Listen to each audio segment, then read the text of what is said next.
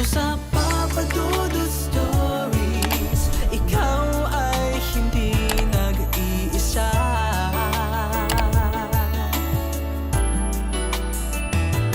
Dito sa Papa Dudut Stories, may nagmamahal sa'yo. Papa Dudut Stories, Papa Dudut Stories. Dear Papa Dudut, sa lahat po ng mga nakatutok ngayon, huwag pong kalimutan mag-like, mag-share at mag-subscribe. Maraming salamat po sa inyong lahat.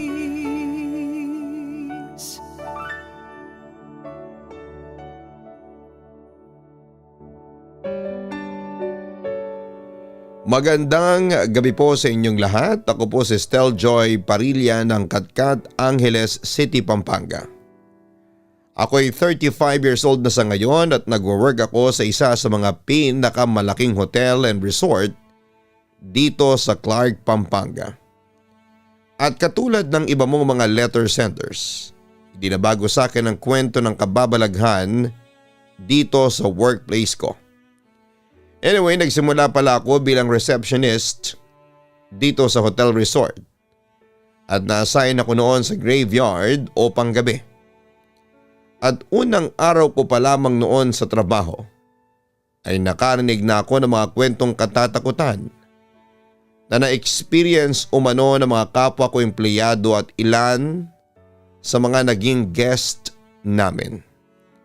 At isa sa mga hindi ko makakalimutang kwento ay nanggaling mismo sa isa sa mga loyal guest namin na si Ma'am Tanya. Manager siya sa isang airline at namamahala sa mga flight attendants ng kumpanya at isa sa mga regular guest na nakasundo ko at naging kaibigan. Ayon pa nga kay Ma'am Tanya, bilang mga flight attendant, naikwento niya sa akin na madalas silang mabigyan ng chance na magkaroon ng layovers sa iba't ibang hotels sa buong Pilipinas at sa ibang bansa. At isa na nga roon ang hotel namin na malapit lang sa Clark International Airport. Isang gabi nag-check-in ang ilang flight attendants kasama si Ma'am Tanya sa aming hotel resort. Ako pa nga nagkasikaso noon sa kanila. Naging maayos naman ang lahat pero kinaumagahan. Nagulat na lamang ako nang hanapin ako ni Ma'am Tanya at doon ay may kinuwento siya sa akin na nakakagulat. Anyway, si Ma'am Tanya ay kilala sa amin dahil sa kanyang mga pambihirang ghost experiences. Gawa na din ng pagkakaroon niya ng third eye. Kwento niya habang natutulog siya ay bigla na lamang siyang nagising bandang 3:00 ng madaling araw. Agad daw niyang napansin na may ingay na nanggaling sa open closet na nasa right side ng kanyang kama. Naririnig niya ang mga metal hanger na nakasabit at para bang may gumagalaw sa mga ito. Kahit na inaantok pa, pinilit daw ni Ma'am Tanya na buksan ang kanyang mga mata at ibaling ang kanyang ulo sa pinanggagalingan ng ingay na gumising sa kanya. Doon niya nakita ang isang housekeeping attendant na nakatayo at nakatalikod habang ginagalaw ang tila pinagpipilian ng kanyang mga damit na nakasampay. Naghalong inis, gulat at pagtataka. Napabangon kaagad si Ma'am Tanya sa pagkakahiga at agad na sinigawan ng housekeeper na, "Hindi mo ba nakikita na natutulog ako? Hindi ko pa kailangan ng housekeeping services." Naalala niya na hindi siya tumawag sa front desk para magpalinis ng kwarto at lalong hindi niya nakalimutang isabit ang DND or Do Not Disturb sign sa doorknob ng kanyang pinto bago ito natulog. Walang rason para pumasok sa kanyang kwarto ang mga tagalinis. Kaya ganoon na lamang ang kanyang pagkairita sa nakita. Sigurado noon si Ma'am Tanya na isang housekeeper ang kanyang nakita. Naka-uniform at apron ngunit may hairstyle ito na parang sa katutubo. Kulot maiksi pero makapal ang buhok. Pagkatapos sigawan ni Ma'am Tanya ang babae ay dahan-dahang bumaling ang ulo nito sa kanya mula sa pagkakatalikod nitong posisyon. Sa puntong yon, nakumpirma ni Ma'am Tanya na ang kanyang kinakausap ay tiyak na hindi staff ng hotel. Hindi ito nagpunta sa kanyang kwarto upang maglinis at lalong hindi ito tao. Nang humarap sa kanyang babae ay nakita niya na nanlilisik ang mapupulan nitong mga mata. Diretsyong nakatingin sa kanya na halos tumagos sa kanyang kaluluwa. Mayroon din itong asul na bibig na maya-maya pa ay unti-unting ngumiti sa kanya na para bang natutuwa dahil sa wakas ay nakatagpo siya ng tao na nakakakita sa kanya. Napasigaw si Ma'am Tanya sa takot at agad na bumalik sa kanyang kama. Pagbukas niya ulit ng mata ay nakita niya ang malaking babae na parang hangin na tumalbog at lumapit pa sa kanya. Para bang nananadyang makipag face to face kay Ma'am Tanyang multo at patuloy na ngumiti. Pinilit ni Ma'am Tanya na sumigaw at nagbabaka sakali na may makakarinig sa kanya sa labas at siya'y matutulungan. Pero walang boses na kumakawala sa kanyang bibig. Mula sa sandaling pagkakapikit ay binuksan niya ulit ang kanyang mga mata at nakita na unti-unti nang lumapit ang espiritu ng babae sa kanya. Dahil walang boses na lumalabas sa pagkakasigaw ni Ma'am Tanya at hindi siya makakilos kahit na anong pagpupumiglas, nagdasal na lamang siya at humiling sa Panginoon na huwag nitong hayaan na pasukin ng multo ang kanyang katawan. Naniniwala si Ma'am Tanya na hindi basta-bastang multo ang kanyang kaharap kundi isang demonyo dahil sa itsura nito. Patuloy siyang nagdasal na huwag sanang gamitin ng dyablo ang kanyang katawang lupa. Makalipas nga ang ilang minuto, sinubukan ni Ma'am Tanya na buksan ulit ang kanyang mga mata. Nakita niya na ang espiritu ng babae na bilog na usok at biglang tumalbog patagos sa dingding ng kwarto. Nang mawala ito ay agad ding nakakilos si Ma'am Tanya at dali-daling tumakbo palabas ng kanyang kwarto.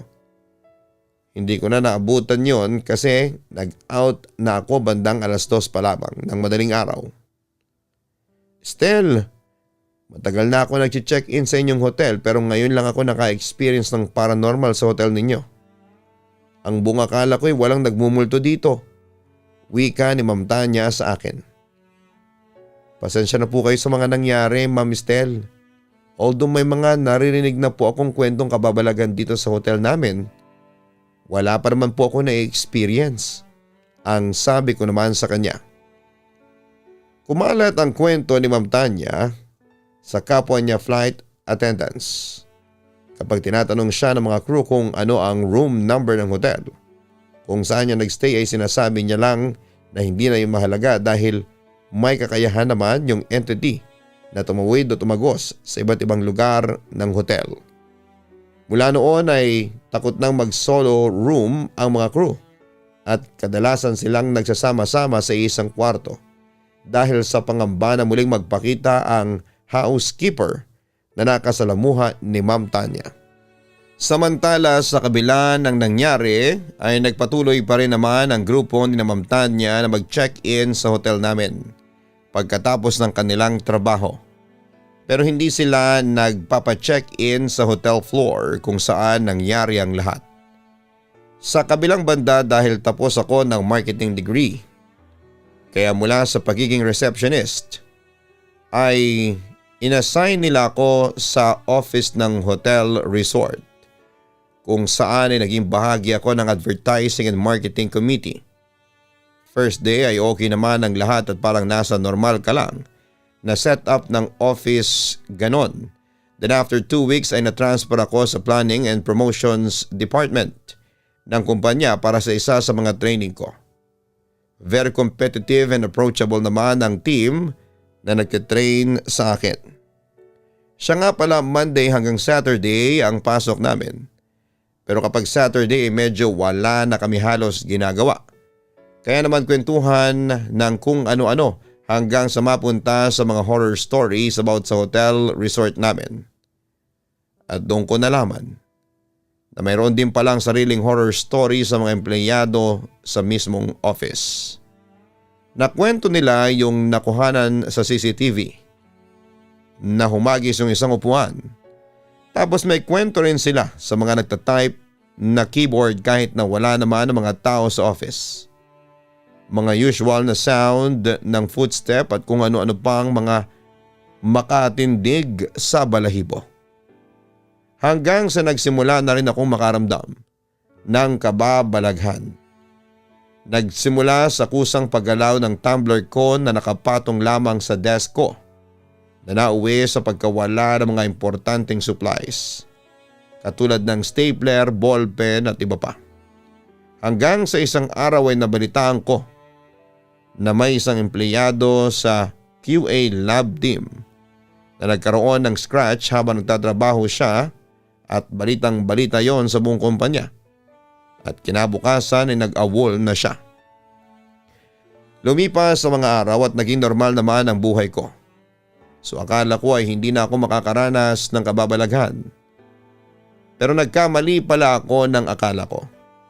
Dahil isang araw ay nag-lunch kami kasama pa sina Sir Barry, Sir Santi at Rush. Nang may nangyari na kahit ako ay hindi ko makakalimutan at pag naiisip ko ay kinikilabutan ako.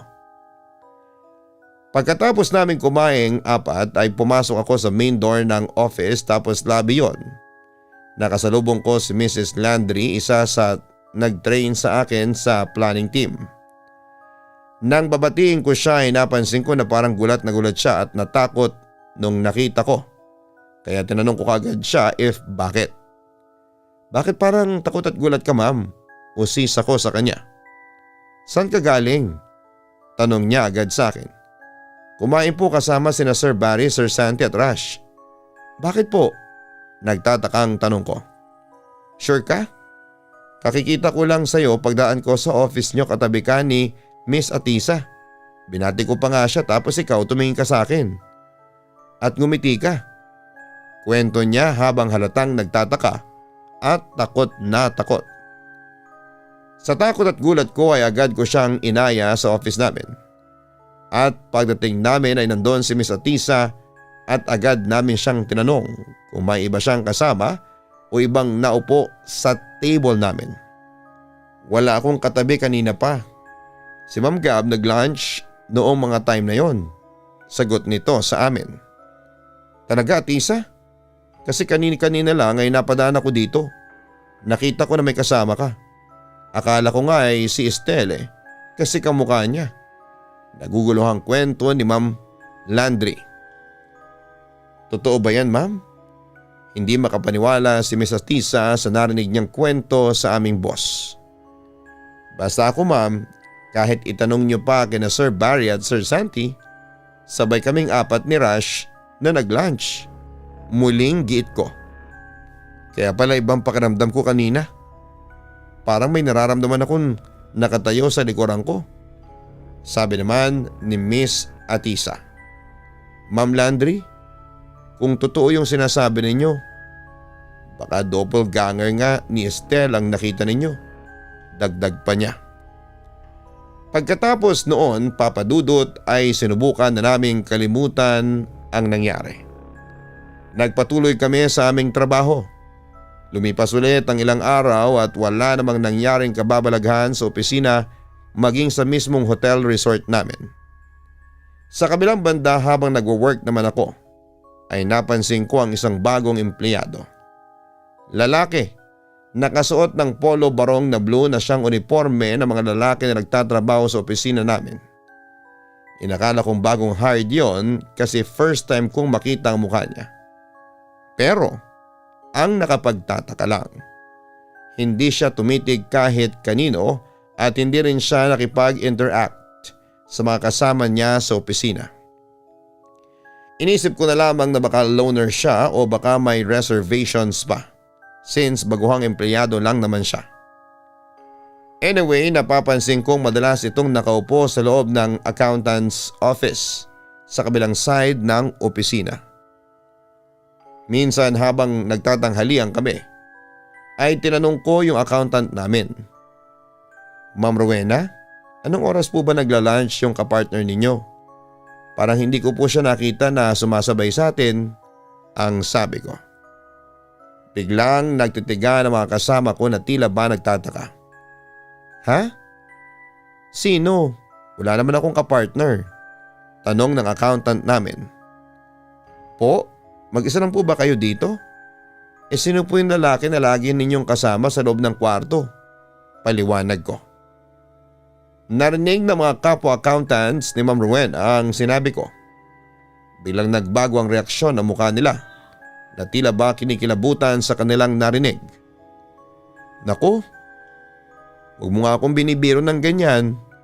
Matatakotin pa naman ako, sagot ni Ma'am Rowena. Yung iba naman naming kasama ay biglang natawa at sinimulan siyang asarin at takutin. May sariling kwarto o opisina si Ma'am Rowena at nagkataon naman na ang table ko ay nakatapat sa pinto ng kwarto niya. Minsan kapag papasok ang mga cashier sa kwarto niya ay napapansin ko ang lalaki na nasa loob noon. Palagi lang nakatalikod yung lalaki. Kalahati lang ng katawan niya ang nakikita ko kasi yung lower part ay natatagpan ng isang mahabang cabinet na nakapwesto sa tapat ng pinto. Nakita ko lang nang manapitan yung lalaki noong first time na makapasok ako sa office ni Ma'am Rowena dahil may mga ibinigay ako sa kanyang mga documents. Ganun pa rin yung ayos niya, nakatalikod lang siya at nakaharap sa pader kaya hindi ko makita ang mukha niya. Since alam ko nang mag-isa lang pala si Ma'am Rowena sa office niya, then hindi nga tao ang lalaking ito. Hindi naman palagi nandun ang lalaki na yon kapag pumapasok ako sa office ni Ma'am Rowena. Minsan ay wala siya. Hanggang sa dumating na ang time na makita ko siya ng harapan. Minsan nakiusap sa akin si Ma'am Rowena na tulungan siyang buhatin ng ilan sa bag na naglalaman ng mga barya. Uy, patulong naman. Ang bigat kasi nito eh. Ipasok mo lang lahat sa vault. Pakiusap niya sa akin. Mga nasa 6 na bags yon na punong-puno ng mga barya. At mabigat talaga. Kung kagaya ni Ma'am Rowena na payat ang magbubuhat. Pagpasok ko sa loob ng vault ay nakita ko naman yung lalaki. Nandun siya sa loob. Nakatayo lang siya at nakaharap sa akin.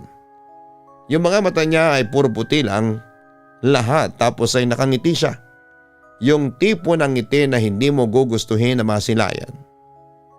Kung hindi ka sanay makakita ng ganitong klase ng mga espiritu ay siguradong mapapatakbo ka kaagad. Masyadong malamig sa loob ng vault, kakaiba. Tinapos ko lang ang paglalagay doon ng mga bags na puno ng barya at agad na sinarado ni Ma'am Rowena ang vault. Ang lamig sa loob ng vault, no?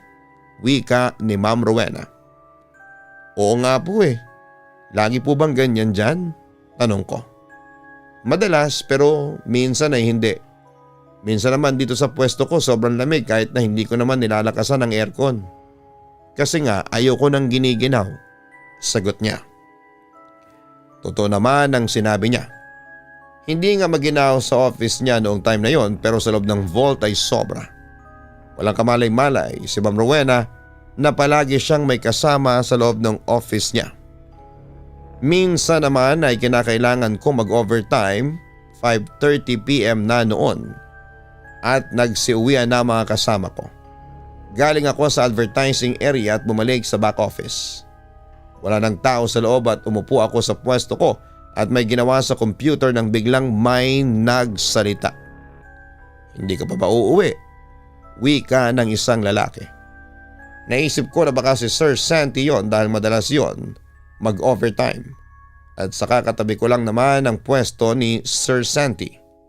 Pero yung table niya kasi ay nasa loob ng isang cubicle kaya hindi ko siya nakikita dahil sarado ang pintuan ng cubicle niya.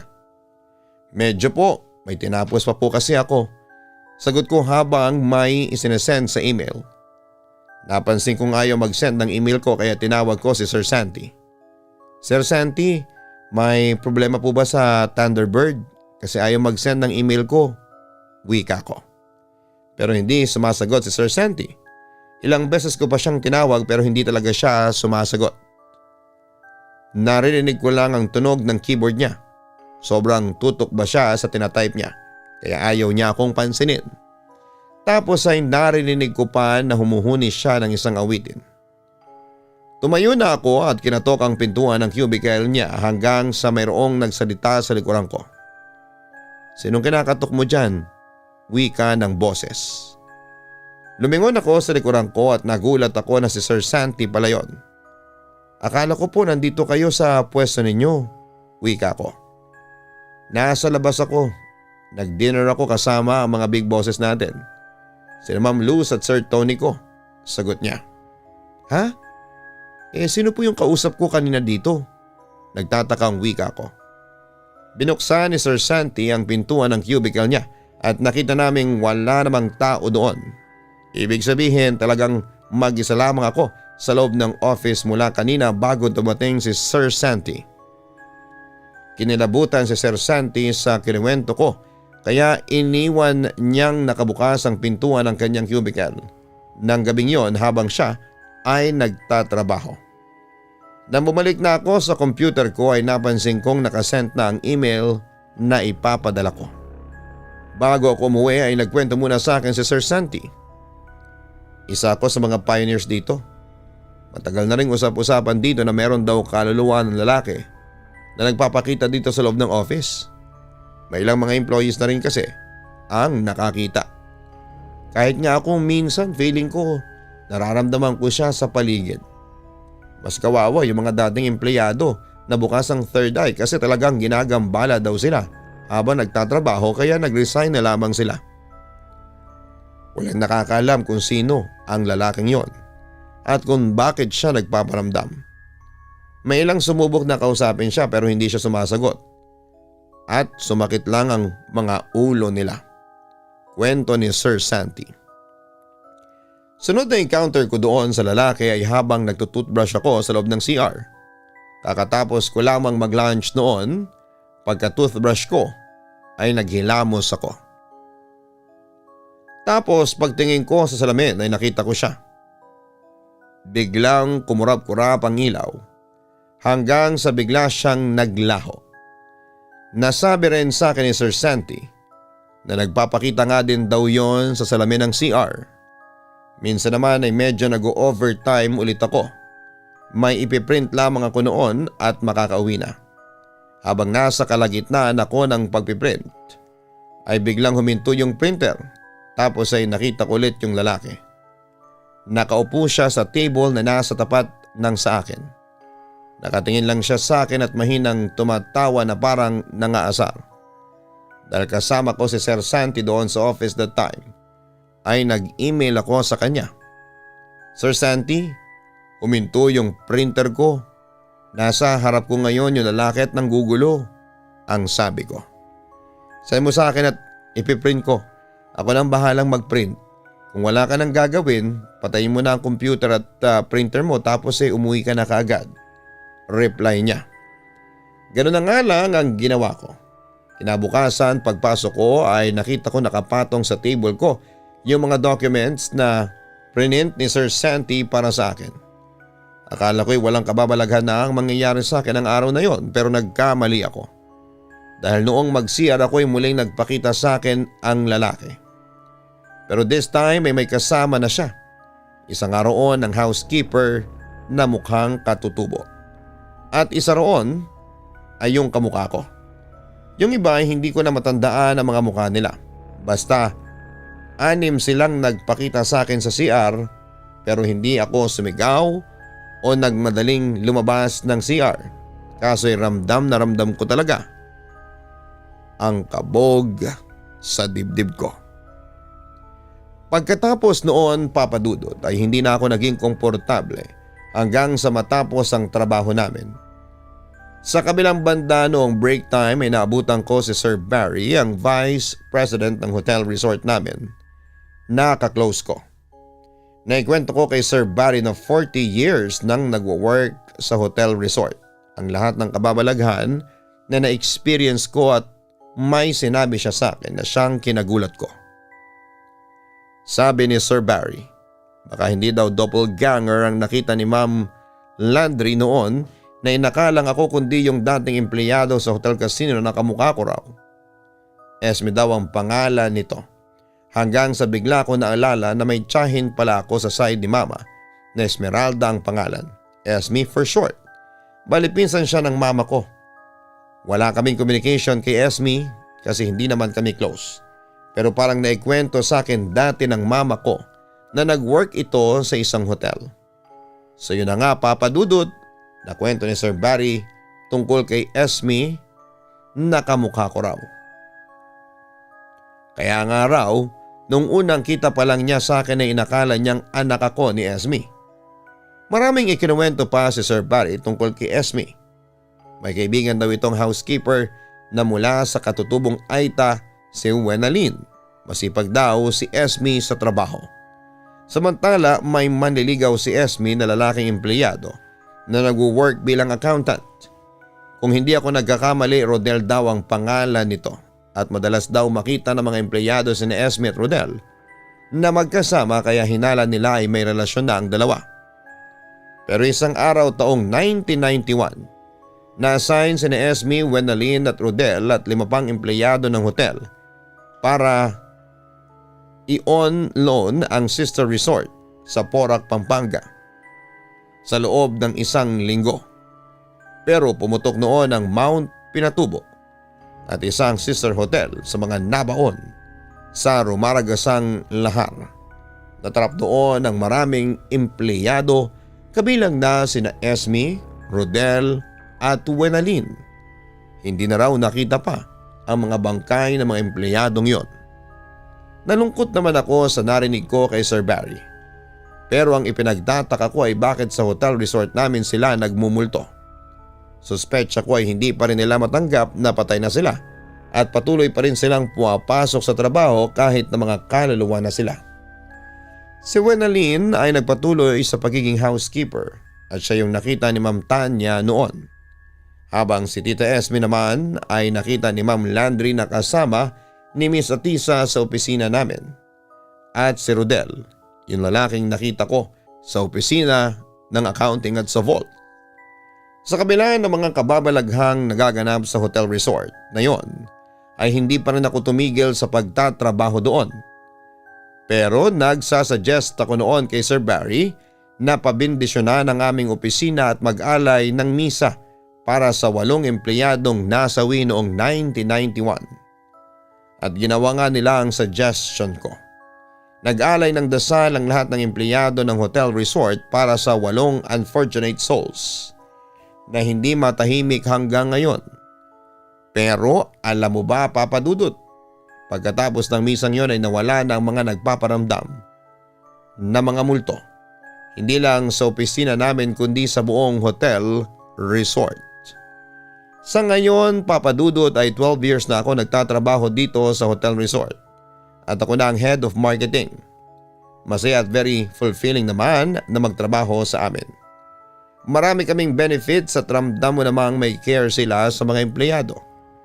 Pero pagkaraan ng mga kababalaghan na nangyari sa buhay ko bago ako pumasok sa trabaho ay naging rutina ko na ang magdasal muna sa bahay. O di kaya ay dumalaw sa simbahan para doon magdasal nang sa ganon ay tumibay ang proteksyon at laban ko sa mga elemento o ligaw na kaluluwang gustong manggulo sa buhay ko. Papa Dudut, hanggang dito na lamang ang sulat ko at maraming salamat at magandang gabi sa inyong lahat. Lubos na gumagalang Estel Joy Parilla. Maraming salamat Estel sa pagbabahagi mo ng iyong interesanting kwento sa aming programa. Napag-usapan na natin dati ang tungkol sa mga kaluluwang ligaw. The best help na maibibigay natin sa kanila ay dasal kung hanggang ngayon ay hindi pa rin sila matahimik. Samantala, iba't iba ang pananaw ng tao tungkol sa mga kaluluwang ligaw o kaluluwang hindi matahimik. Sa ating mga Kristiyano, walang konsepto ang kaluluwang ligaw. Pero merong evil spirits or familiar spirits. Maraming na-mention sa Bible, malinaw rin na sinabi sa Bible that Satan is a deceiver. Makita man natin or ng ibang tao ang kaluluwa ng mga kilala nating yumao, ay pakana lamang ito ng kaaway upang tayong lahat ay linlangin at ilayo sa katotohanan na dalawa lang ang pupuntahan natin kapag tayo ay namatay.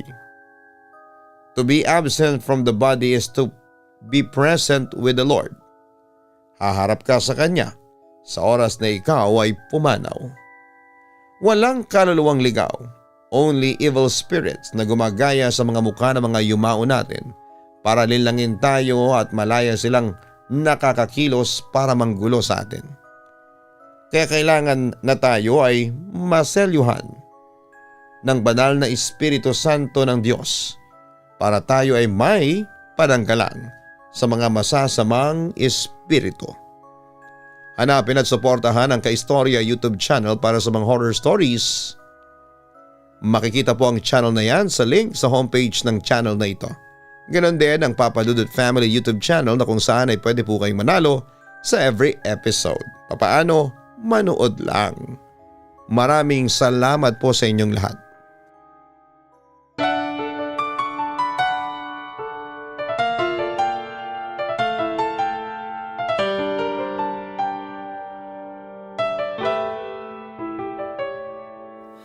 Ang buhay ay mahiwaga,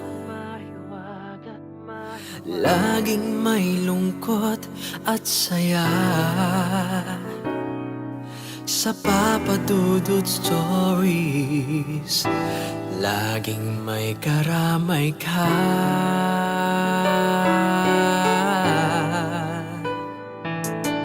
Mga problemang kay bigat,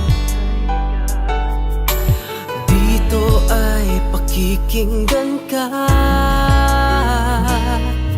Sa Papa Dudut Stories, kami ay iyong kasama. Dito sa Papa Dudut Stories, ikaw ay hindi nag-iisa.